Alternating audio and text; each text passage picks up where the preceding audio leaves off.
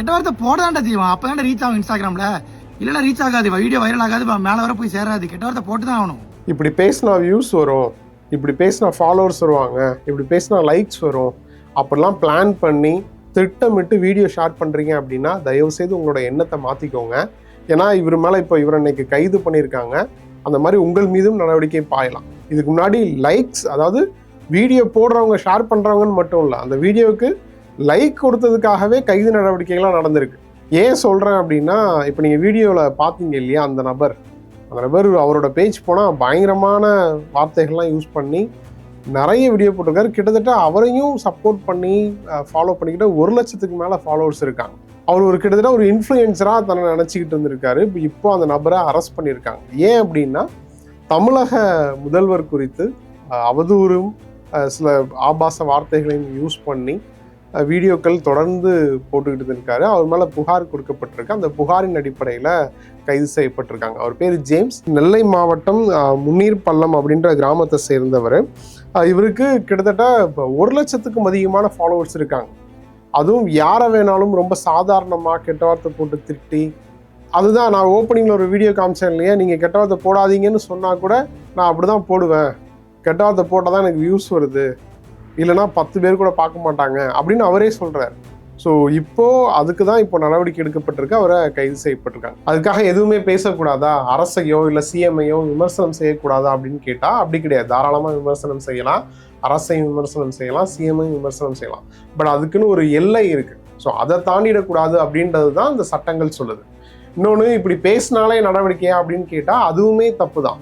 இப்போ இப்படி பேசினாலே கைதா அப்படின்னு கேட்டால் அதுவுமே தப்பு தான். ஏன் அப்படின்னா, இந்த மாதிரி நடவடிக்கைக்கு ஃபஸ்ட்டு எச்சரிக்கை கொடுக்கணும் அப்படின்லாம் சில கேஸில் இதுக்கு முன்னாடி நடந்திருக்கு. உச்ச நீதிமன்றமே சில வழிமுறைகளை சொல்லியிருக்கு இதுக்கு முன்னாடி நடந்த சில கேஸில்.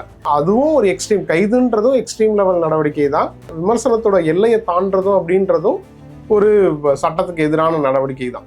ஸோ இந்த எல்லை என்ன அப்படின்றது தான் நீங்கள் கட்டாயம் தெரிஞ்சுக்கணும் அப்படின்றது தான் இதுலையுமே நம்ம வலியுறுத்துகிறோம். இது ஒரு புறம்.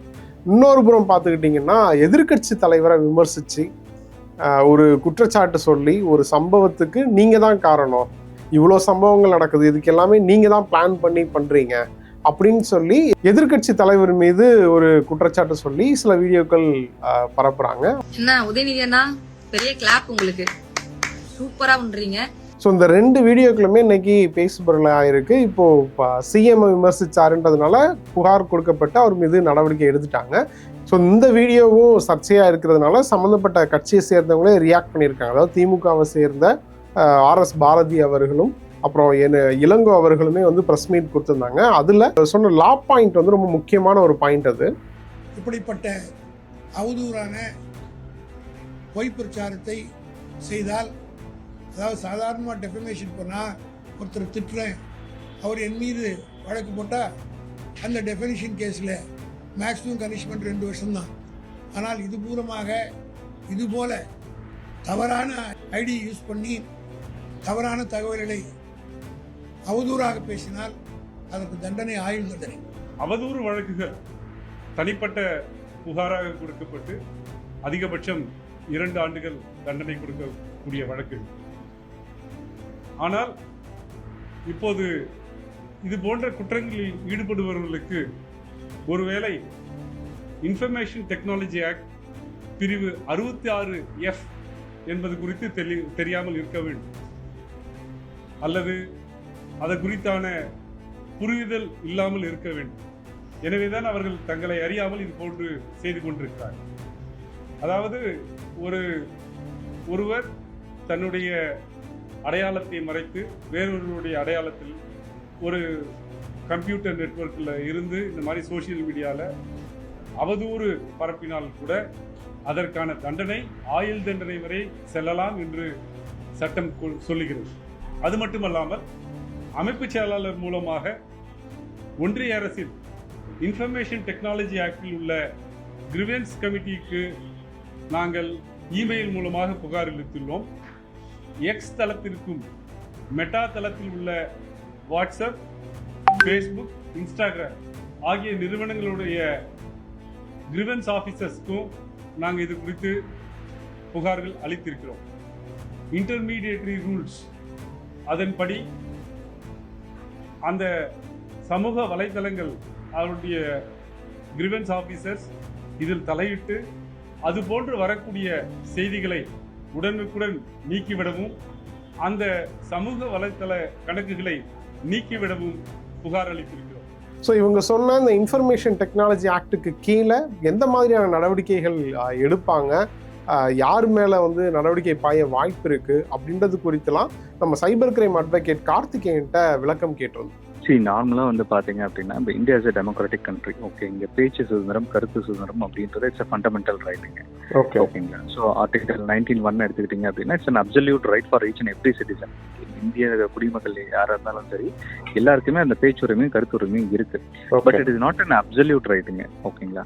ஸோ ஆர்டிகல் 19(2) எடுத்துட்டீங்கன்னா there are some reasonable restrictions.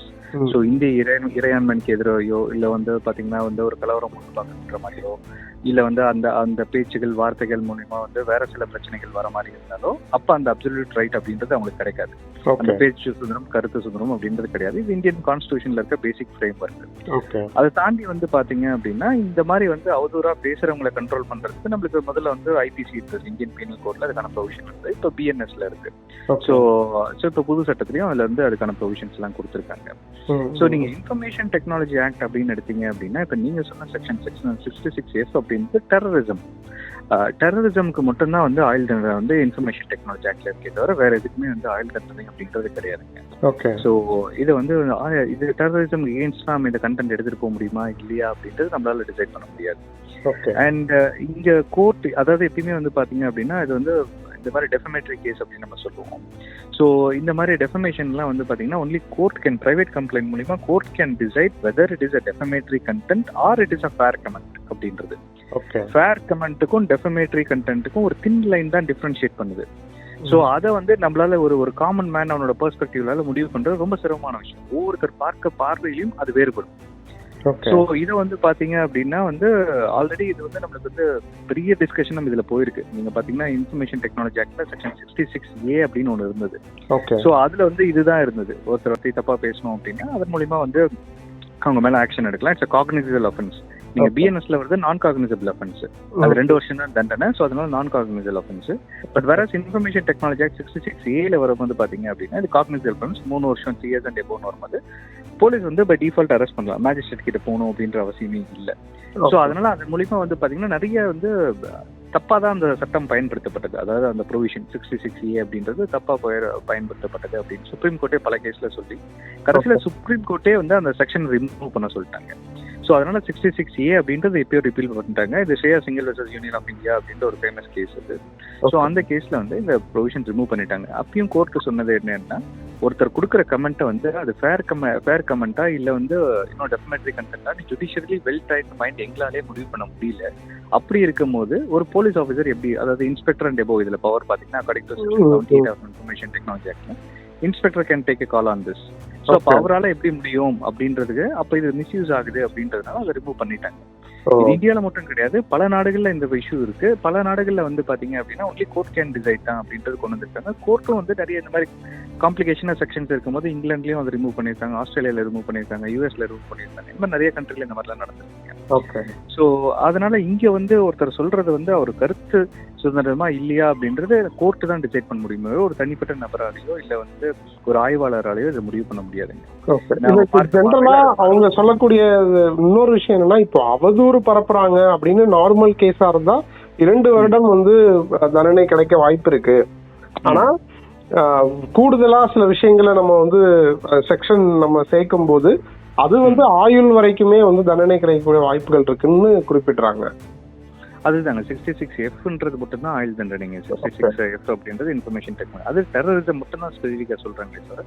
வேற எதுவும் இந்த மாதிரி டெஃபமேட்டரி கண்டென்ட்டை பத்தியோ இல்லை வந்து கிரிட்டிசிசம் பத்தியோ அதை பத்தியெல்லாம் அது பேசுறது only against act of terrorism அப்படின்றது. அதாவது டெரரிசம் அவங்க மெயின் பண்றது இப்படி எடுத்துக்கலாமா சார்? அதாவது அமைதிக்கு மாதிரி இது இவங்க நடந்துக்கிறாங்க. இதனால வந்து நாட்டுல எப்படி வேணா இருக்கலாம். நாளைக்கு இவங்க வந்து இப்ப இவர் ஒரு கமெண்ட் போடுறாரு, ஒரு கமெண்ட் இந்த சென்ஸ் லைக் ஒரு வீடியோ கால்லயோ ஏதோ ஒரு வீடியோவோ போடுறாரு. அதை பார்த்து இன்னும் நிறைய பேர் வீடியோ போட ஆரம்பிக்கிறாங்க, அதே கண்டென்ட்டை பேஸ் பண்ணி வீடியோ போட ஆரம்பிக்கிறாங்க. அப்படின்னும் போது ஒரு பெரிய படையே வந்து அரசாங்கத்துக்கு எதிராக மாறும்போது it is called terrorism. Okay. So அந்த மாதிரி நம்ம இன்டர்பிரட் பண்ணலாம். Okay okay. ஸோ மேபி அந்த இன்டர்பிரிட்டேஷன்ல அவங்க சொல்லியிருக்கிறதுக்கான வாய்ப்புகளும் இருக்குங்க. சரி. இப்போ முன்னாடியே வந்து பால் தாக்கரே, மும்பைல பால் தாக்கரே கேஸ்ல அந்த மாதிரி நடந்ததுங்க. ஸோ மும்பைல வந்து பாத்தீங்க அப்படின்னா பால் தாக்கரே அவர் இறந்தப்போ வந்து பாத்தீங்கன்னா ஒரு பொண்ணு வந்து ஷாஹின் தாதான்ற ஒரு பொண்ணு ஒரு கமெண்ட் போட்டாங்க. இந்த மாதிரி வந்து இப்போ பிறக்கிறதும் இருக்கிறதும் ஒரு சாதாரண விஷயம், இதுக்காக வந்து என்டையர் மும்பை நீங்க பந்த் பண்ணணுமா அப்படின்னு ஒரு கண்டென்ட். ஸோ அந்த கண்டென்ட் வந்த உடனே இமீடியட்டா அங்க வந்து பால் தாக்கரேயோட ஆதரவாளர்கள் ஒரு கம்ப்ளைண்ட் கொடுக்குறாங்க லோக்கல் ஸ்டேஷன்ல. அந்த பொண்ணு வந்து ஈரோடு அரெஸ்ட் பண்றாங்க, ஷாஹின் தாதான்ற ஒரு பொண்ணு. கூடவே சேர்ந்து இன்னொரு இடத்துல போய் ரீனு ஸ்ரீனிவாசன் இன்னொரு பொண்ணையும் அரெஸ்ட் பண்றாங்க. அவங்க ஏன் அரெஸ்ட் பண்ணாங்கன்னா அவங்க வந்து அந்த கமெண்ட்டுக்கு லைக் பண்ணியிருந்தாங்க.